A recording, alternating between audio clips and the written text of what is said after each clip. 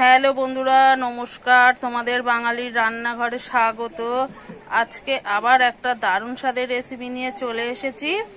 আজকে করব পাকা আমের শরবত। সেটা তোমাদের দেখাবো কিভাবে করব।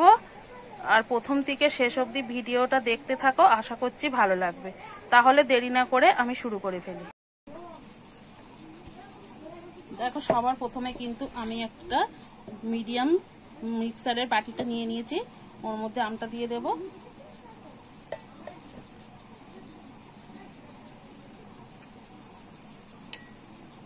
আর এটা কিন্তু হিমসাগর আম। হিমসাগরের আমটার কিন্তু দেখো কালারটা কিন্তু খুব সুন্দর হয় আর মিষ্টিও হয়। তোমরা যে কোনো আম দিয়েও করতে পারো, কিন্তু হিমসাগর আমটা হলে কালারটা ভালো হয় আর খেতেও কিন্তু খুব সুস্বাদু হয়। আমি এখানে বেশি চিনি দেব না, 2 চামচ দেবো, কারণ হিমসাগর আমটা ভালোই মিষ্টি আছে। তোমরা আমের টকটা বুঝে সেই বুঝে তোমরা কিন্তু পরিমাণে চিনিটা দিয়ে নেবে। তোমরা যেমন মিষ্টি খেতে ভালোবাসবে সেরকম দিয়ে নেবে। আর আমি একটু বিট লবণ দিয়ে নিলাম। তোমরা চাইলে কিন্তু সাদা লবণও দিতে পারো, কোনো অসুবিধা হবে না।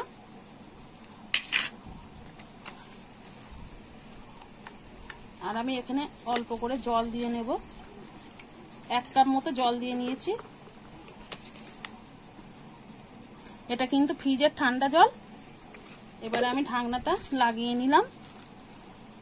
এবার পেস্ট করে নেব। দেখো, আমটা কিন্তু আমার পেস্ট করা হয়ে গেছে। দেখাচ্ছি কেমন হয়েছে। দেখো কত সুন্দর একটা থকথকে পেস্ট হয়ে গেছে। এখানে কিন্তু আমি আবার একটু ঠান্ডা জল মিশিয়ে নেব।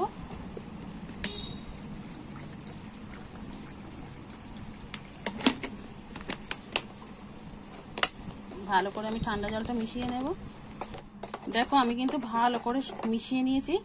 আর ঘনত্বটা দেখো, তোমরা যেমন ঘনত্বটা পছন্দ করো সেরকম করে নেবে তোমাদের পছন্দ মতো।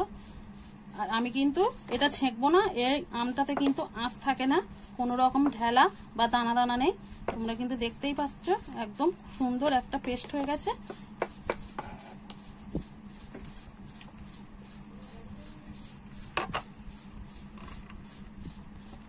আর এখানে আমি একটা দেখো গ্লাস নিয়ে নিয়েছি। আমি এখানে একটা গ্লাস নিয়ে নিয়েছি। এবার ঢেলে নেব।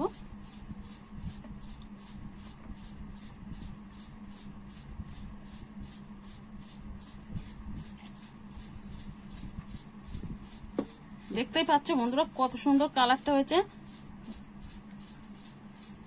এবারে উপর থেকে আমি বরফ দিয়ে দেব।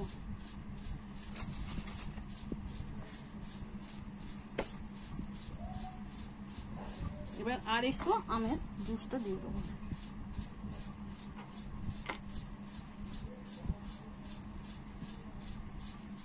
তাহলে কিন্তু আমার আমের শরবতটা কিন্তু একদম রেডি পরিবেশন করার জন্য। তাহলে আমার এই রেসিপিটা ভালো লাগলে একটা লাইক করো, আর নতুন বন্ধুরা হলে একটা সাবস্ক্রাইব করে সঙ্গে থেকো। আবার নতুন কোনো ভিডিওর সঙ্গে দেখা হবে। ততক্ষণে ভালো থেকো, সুস্থ থেকো।